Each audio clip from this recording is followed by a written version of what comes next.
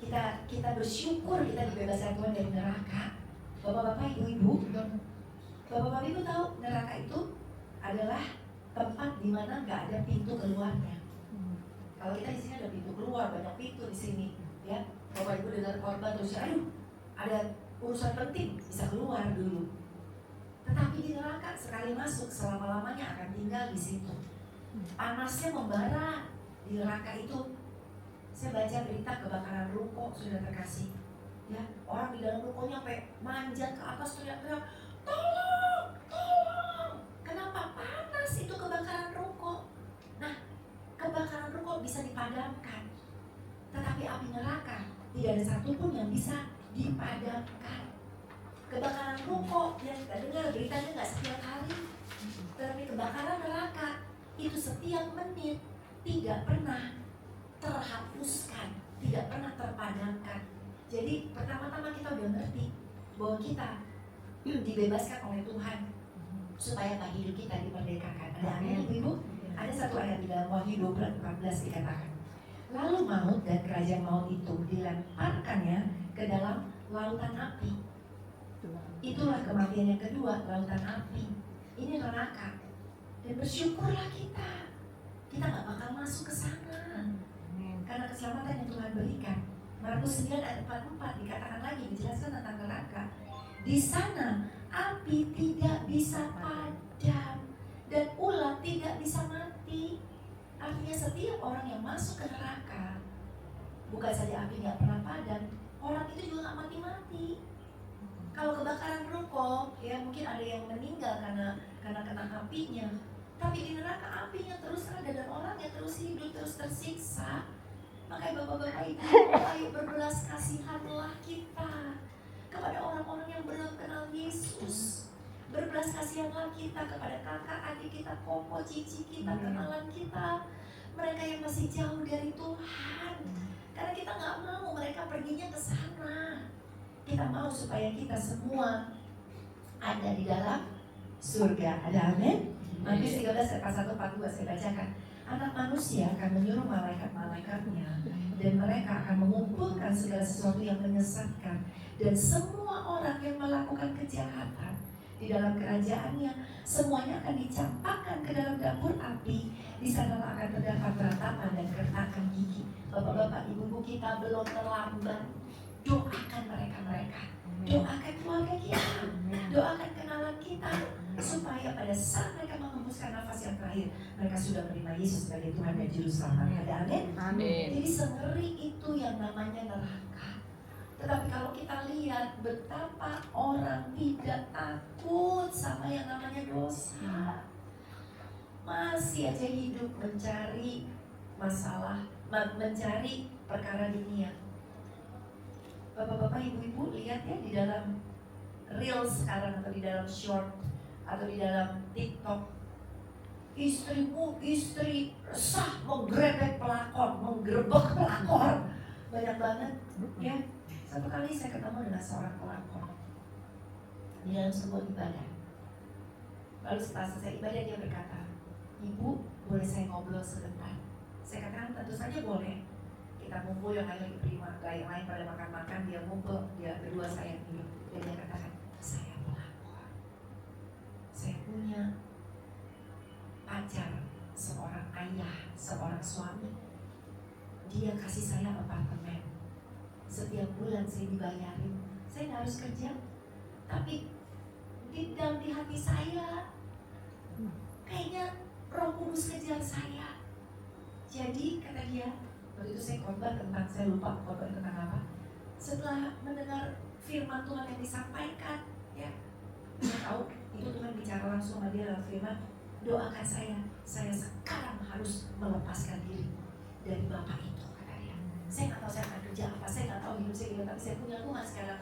Dan kita doain, akhirnya pengurus ada satu temannya dia juga bantu doain, dan dia melepaskan hubungannya dengan si bapak ini. Walaupun dia katakan, "Saya nggak tahu uang dari mana," tetapi dia percaya ada Yesus yang memelihara. Ada amin? Beri tepuk tangan dulu yuk buat Tuhan kita. Maksud itu, Tuhan mau kita sekarang ya sudah mengenakan manusia baru. Apa yang harus kita lakukan? Efesus 4 ayat 23. Mari kita baca sama-sama. 1, 2, 3. Supaya kamu dibaharui dalam roh dan pikiranmu. Amin. Tuhan mau pikiran lama kita dibuang, roh kita yang padam dihidupkan kembali oleh Tuhan.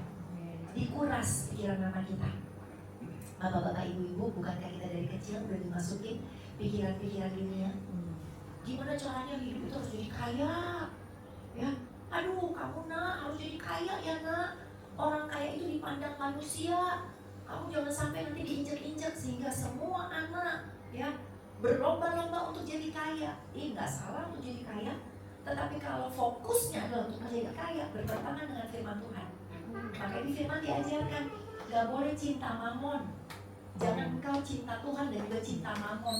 Kenapa? Waktu kita akhirnya melebihi cintanya kepada Tuhan, kemudian kita cintanya kepada uang, cintakan uang adalah akar segala kejahatan. Nah kita harus kuras. Makanya bapak-bapak, ibu-ibu, kita mengenakan manusia baru. Setiap hari harus baca firman Tuhan. Bagus ada persekutuan seperti begini, bapak-bapak, ibu datang lagi ke persekutuan sini. Ini kebanyakan tetangga-tetangga ya bu ya. Jadi berkat ya di sini. Daripada hari Sabtu buka-buka di tempat tidur masih males-malesan nonton TikTok nggak karuan, tanpa sadar nontonnya udah ratusan loh. Coba kalau kita nggak tentuin gini, aku boleh lihat tapi 15 menit aku harus berhenti. Nggak berasa 15 jam, ya kan? Dan yang masuk apa? Aduh kuliner di sini enak, ya nggak apa-apa sih itu gitu ya. Tapi otaknya kuliner tiap hari. Kemudian masuk lagi berita-berita jelek, waduh segala macam menghancurkan kita.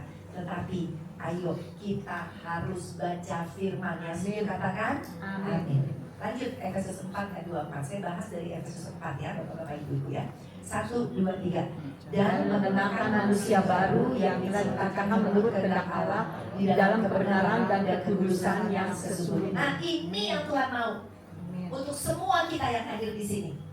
Kita disuruh mengenakan manusia baru yang diciptakan menurut kehendak Allah dalam kebenaran dan kekudusan yang sesungguhnya.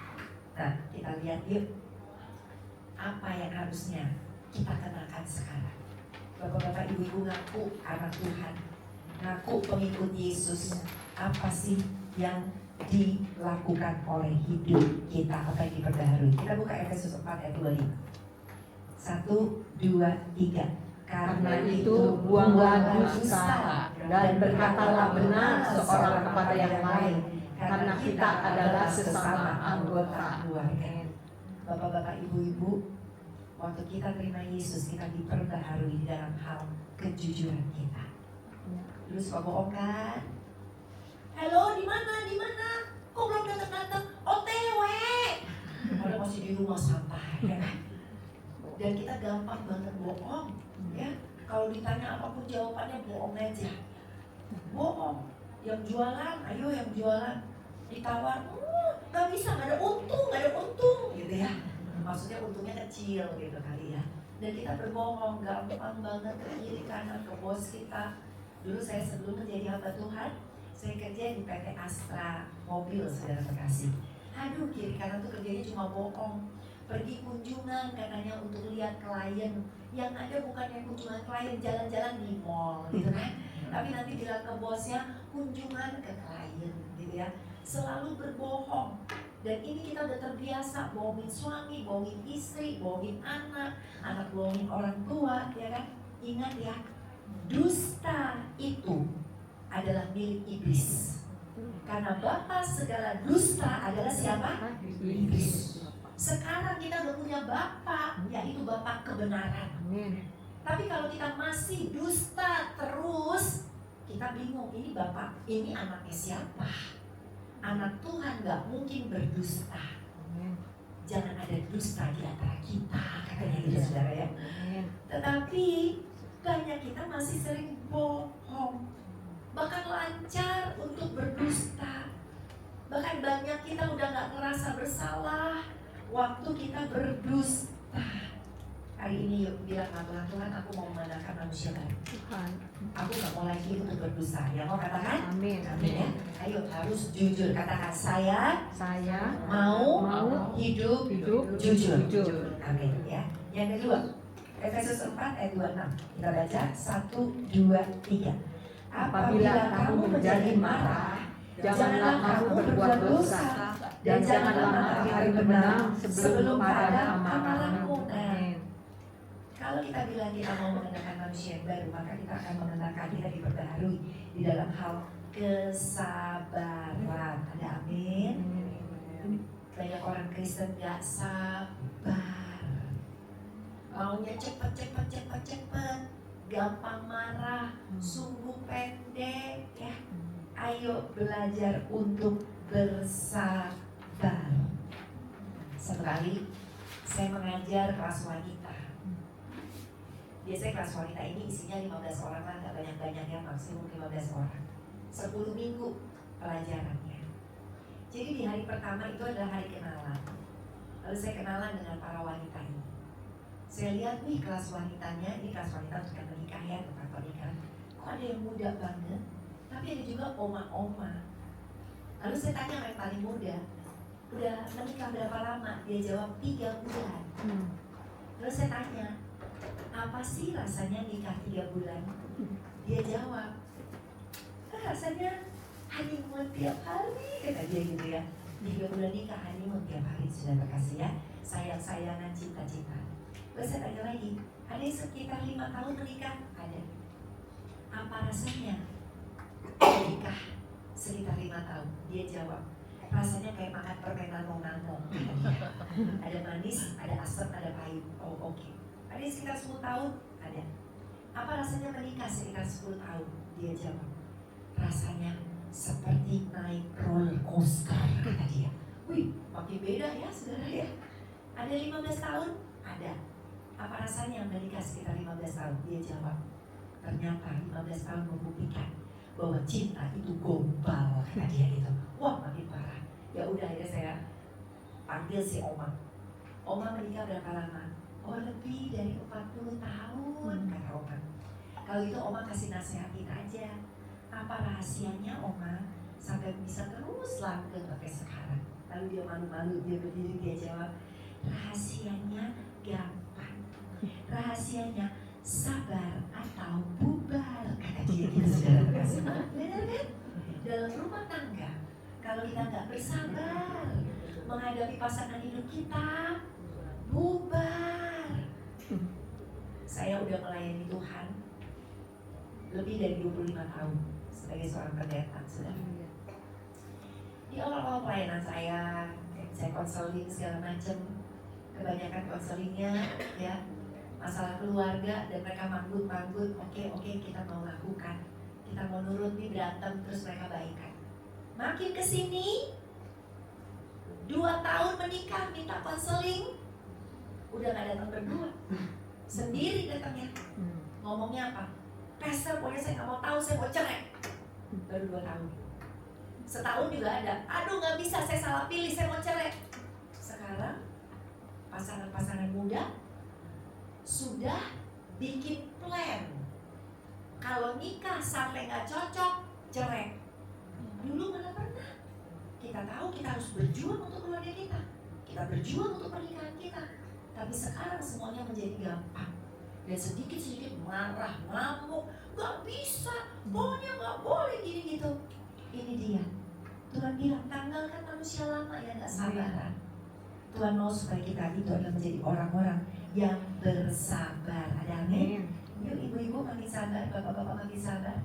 Kita lihat suami kita, aduh walaupun kita elus dada ya, tapi gak apa-apa, kita lagi dibentuk oleh Tuhan untuk menjadi istri-istri yang sabar. Ada amin ibu-ibu? Bapak-bapak juga ya? Tuhan kasih istri yang cerewet sekali.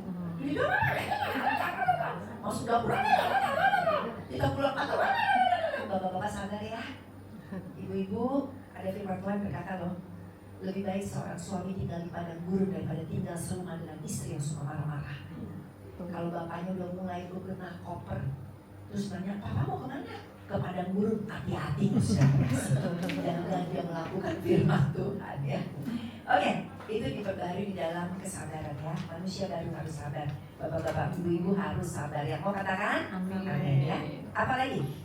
Efesus 4 ayat 28. Ini manusia baru, ciri-cirinya yang Tuhan kasih yang kita ingin pelajari. Efesus 4 ayat 28, 1, 2, 3. Orang yang mencuri, janganlah ia mencuri lagi, tetapi baiklah ia bekerja keras dan melakukan pekerjaan yang baik dengan tangannya sendiri, supaya ia dapat membagikan sesuatu kepada orang yang berkekurangan. Kita diperbarui dalam hal pekerjaan. Buat yang masih kerja, ayo bekerja dengan jujur. Jangan mencuri lagi ya di dalam pekerjaan. Ketika saya kerja di Astra dulu, saya pulang kantor jam 5, tank lah istilahnya, jam 5 kita turun. Kantor kita di lantai atas, cuma di lantai 2, jadi tinggal turun tangga aja. Terus ada mbak-mbak yang lebih tua usia dari saya. Saya waktu itu belum nikah, dia udah nikah, udah punya anak sekitar SD. Lalu kita turun tangga sama-sama bertiga, saya ingat banget, saya di tengah, mbak di kiri, satu lagi ada teman kami. Turun ke bawah, tiba-tiba mbaknya gini, aduh aku lupa. Lupa apa mbak? Anakku besok ada prakarya di sekolah. Zaman dulu masih ada prakarya gitu kan. Terus aku di rumah nggak punya gunting, nggak punya kertas katanya, nggak punya spidol. Aku ambil dulu nih dari kantor dia ke atas. Dia bawa pulang gunting, dia bawa pulang kertas, dia bawa pulang spidol. Tanpa perasaan bersalah, itu kan punya kantor. Ternyata udah sering katanya, apa-apa lah di kantor dari tahun ini Astra gede, ya kan? Saudara ingat, gunting harganya palingan berapa sih? 10.000, 20.000. Tapi dengan gunting 20.000, 10.000 kita sedang menggunting berkat-berkat surga karena kita tidak jujur. Ayo belajar untuk jujur ya. Ayo belajar untuk memperbarui hidup kita dalam apapun yang kita lakukan. Oke, lanjut. Efesus 4 ayat 29. 1, 2, 3. Janganlah ada perkataan kotor keluar dari mulutmu, tetapi pakailah perkataan yang baik untuk membangun di mana perlu, supaya mereka yang mendengarnya beroleh kasih karunia. Ibu-ibu, jangan ada perkataan kotor. Perkataan kotor kita tahu ya, perkataan yang sia-sia. Mungkin kita nggak ngomong kotor, nggak ngomong binatang ke anak kita, tetapi seringkali perkataan yang kita lakukan kepada anak kita, istri kita, teman kita, keluarga kita, itu perkataan yang menyakitkan hati mereka. Harusnya dikatakan manusia baru itu waktu ngomong, dia ngomong berkat, dia mengangkat, nah nggak apa-apa kamu dapat jelek hari ini, ya nggak apa-apa nak, mama percaya kamu bisa lebih baik. Atau kita udah punya cucu, cucunya lari-lari, kita nggak boleh loh oma-oma bilang anak bandel ya, bandel nih anak. Perkataan kita punya kuasa loh, jadi bandel beneran. Tapi saya bilang anak baik, oma percaya kamu anak baik, walaupun anaknya bandel dan udah lari-larinya kesana kesini. Ayo pakai perkataan kita untuk membangun.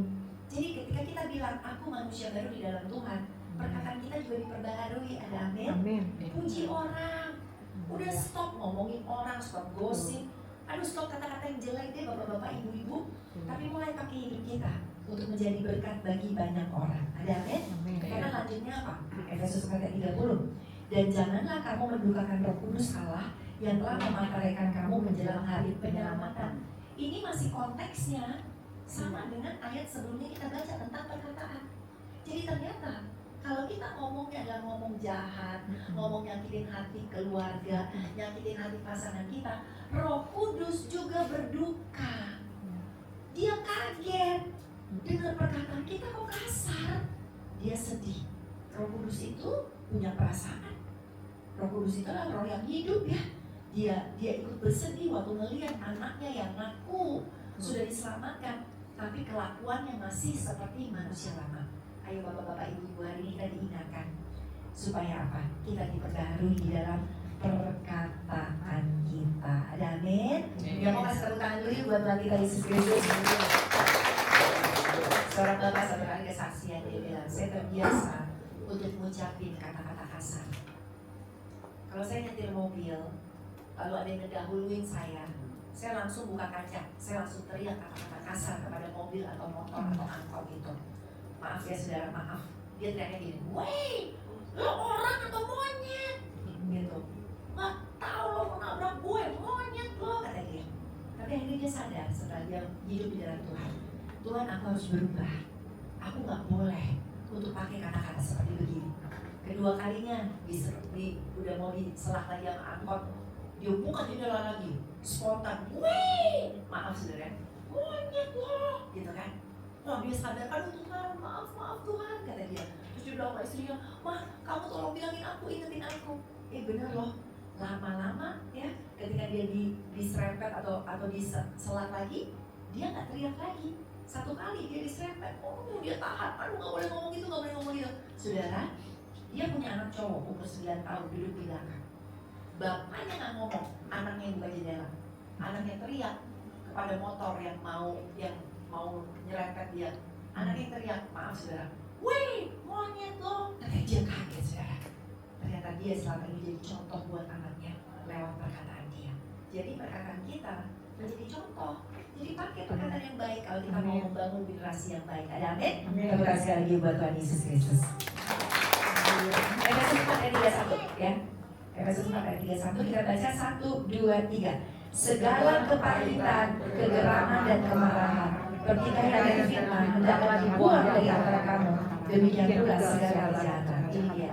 Tuhan mau kita diperbaharui di dalam hati kita. Manusia baru, nggak ada yang kepahitan. Manusia baru, nggak ada yang nyimpen dendam. Manusia baru sudah terkasih, hatinya bersih. Ada amin. Jadi hari ini nggak boleh ya ada yang ngaku anak Tuhan tapi masih benci sama seseorang, masih marah sama seseorang. Nggak boleh. Ampuni orang itu. Karena kebencian kita justru akan mencelakakan kita. Kebencian kita itu justru akan menghancurkan hidup kita. Kalau bapak-bapak, ibu-ibu mau sehat sampai tua, ya, buang kebencian. Amin. Karena hati yang gembira adalah obat yang manjur. Amin. Jadi itulah ciri-ciri manusia baru yang Tuhan ingatkan kita, supaya kita jangan sama lagi, jangan kenakan manusia lama. Mulai dari perkataan kita harus dijaga. Pekerjaan kita, ayo belajar untuk bekerja yang jujur sekarang. Mulai dari apa lagi? Dari hati kita. Gak boleh simpan sesuatu yang busuk di hati kita. Penutup bapak-bapak, ibu-ibu.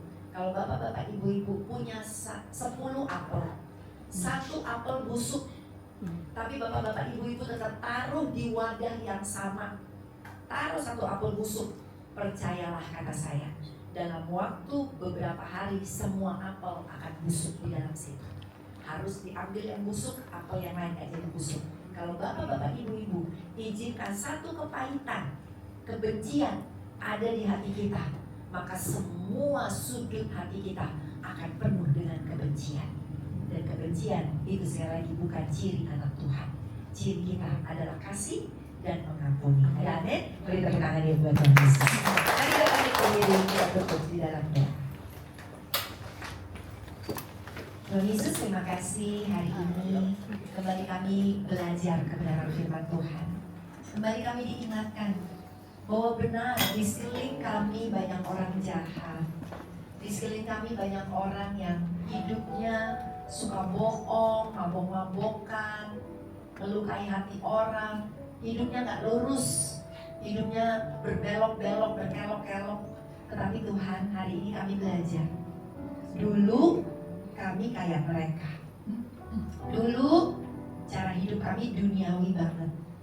Tetapi sekarang kata Tuhan, kami sudah mengenal Engkau. Kami mengenal kebenaran-Mu, sehingga kami harus menanggalkan manusia lama kami dan mengenakan manusia baru kami. Untuk itu Tuhan, hamba hari ini berdoa bagi setiap anak-anak-Mu. Biarlah kiranya hidup kami terus diperbaharui di dalam Tuhan. Kami di tempat ini Tuhan mau mengenalkan manusia yang baru. Kami hari ini Tuhan mau diperbaharui di dalam perkataan kami. Ampuni kami kalau kami sering berkata-kata kasar, kami sering gosipin orang, kami sering menghakimi orang, kami sering marah-marah dengan perkataan yang menusuk hati. Ampuni kami ya Tuhan. Baharui kami dengan perkataan berkat. Baharui kami dengan perkataan yang membangkitkan iman orang lain. Baharui kami dengan perkataan yang manis, enak didengar. Perbaharui kami Tuhan. Perbaharui kami juga ya Tuhan Yesus. Di dalam pikiran kami mau baca firman, sehingga menguras pikiran-pikiran dunia ini Tuhan, dipenuhi dengan janji-janji Tuhan. Kami mau diperbaharui ya Tuhan, di dalam kesabaran kami. Banyak anak-anak Tuhan gak sabar, dikit-dikit marah, dikit-dikit meledak, bahkan menunggu jawaban Tuhan. Seringkali kami nggak sabar, maunya sekarang juga, jawab dong Tuhan. Tapi hari ini Bapak, kami mau belajar bersabar. Di tengah ujian yang Tuhan berikan bagi setiap kami masing-masing, kami mau sabar ya Tuhan. Berikan kepada kami kejujuran. Dan juga Bapak, biarlah Kau selidiki hati kami. Manusia baru, hatinya nggak penuh dengan kebusukan. Manusia baru, hatinya nggak ada kepahitan. Hari ini apabila ada di antara kami yang masih menyimpan kepahitan, masih ada kebencian, kami minta ampun ya Tuhan. Kami mau memberikan pengampunan kepada orang yang sudah bikin salah, yang sudah hancurin hidup kami, yang sudah nikam kami dari belakang, yang hidupnya ngejahatin kami terus. Hari ini kami lepaskan pengampunan kepada mereka, karena Tuhan sudah terlebih dahulu mengampuni kami. Tuhan Yesus, inilah anak-anak-Mu. Hamba selesai, tetapi biar anak-anak-Mu keluar dari ibadah ini mengenakan manusia yang baru setiap hari, sehingga orang bisa melihat ada perbedaan dalam hidup setiap kami. Thank you Lord Jesus. Dalam nama Yesus sama-sama kita katakan amin. Tuhan memberkati. Ya, silakan duduk Bapak Ibu Saudara sekalian. Luar biasa firman Tuhan pagi hari ini ya. Kita semua diberkati Tuhan. Biarlah kita pulang dengan manusia baru. Jadi yang suka marah-marah bertobat. Tadi firman Tuhan sudah disampaikan bagi kita semua. Baik, Bapak Ibu Saudara, kita akan memberi yang terbaik bagi Tuhan. Mari tundukkan kepala Saudara. Kita berdoa buat persembahan yang akan kita beri. Tuhan, terima kasih. Kami bersyukur untuk firman-Mu yang sudah kami dengar. Kami tahu bahwa kami adalah ciptaan yang baru, yang lama sudah berlalu. Dan biarlah Tuhan kami mengenakan jubah yang baru, perkataan hidup kami, perbuatan kami, biarlah boleh menjadi berkat, menjadi terang bagi dunia ini. Berkati hamba-Mu yang sudah memberkati kami, Tuhan pakai terus pengurapan Allah turun atasnya, supaya melalui hidupnya ada banyak orang diberkati. Sekarang kami akan memberi yang terbaik. Kami tahu kami memberi bukan karena sekedar kami punya uang yang banyak, tapi kami memberi karena kami mencintai Tuhan. Kami percaya setiap pemberian kami pasti diberkati Tuhan. Kami siap memberi dalam nama Yesus kami berdoa. Semua yang percaya katakan bersama. Amin. Yuk sambil memberi kita naikkan pujian bersama-sama. Begitu besar anak cucu kita berbahagia, berbahagialah bagi orang yang percaya. Anak cucunya pasti tidak akan meminta-minta, karena Allah menggenapi firman-Nya. Tiada yang mustahil bagi orang percaya. Tiada yang mustahil, tiada yang mustahil bagi orang percaya.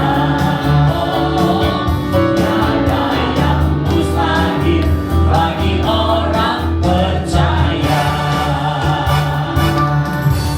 Tuhan berkati persembahan Bapak Ibu Saudara sekalian. Dan kita akan mengakhiri ibadah ini, namun ada beberapa pengumuman yang kita perlu dengar pagi hari ini. Yang pertama, Persekutuan Doa Promo mengucapkan terima kasih buat pelayanan Ibu Levi pada pagi hari ini memberkati kita semua. Dan saya percaya kita semua akan keluar dan menjadi berkat bagi dunia ini. Amin. Dan yang kedua, Persekutuan Doa Promo akan diadakan kembali pada hari Sabtu tanggal 6 Juni ya, bulan depan, yaitu hari Sabtu dan waktu yang sama seperti pagi hari ini. Lalu kemudian akan dilayani oleh Pastor Rubin Om. Jadi Bapak Ibu Saudara, saya percaya kita semua pasti diberkati ya. Dan pagi hari ini bagi saudara yang memiliki pergumulan atau kerinduan untuk didoakan, baik untuk kesehatan, keluarga, pekerjaan maupun pergumulan pribadi, akan didoakan. Gimana Bu? Nanti akan didoakan Ibu Levi akan berdoa.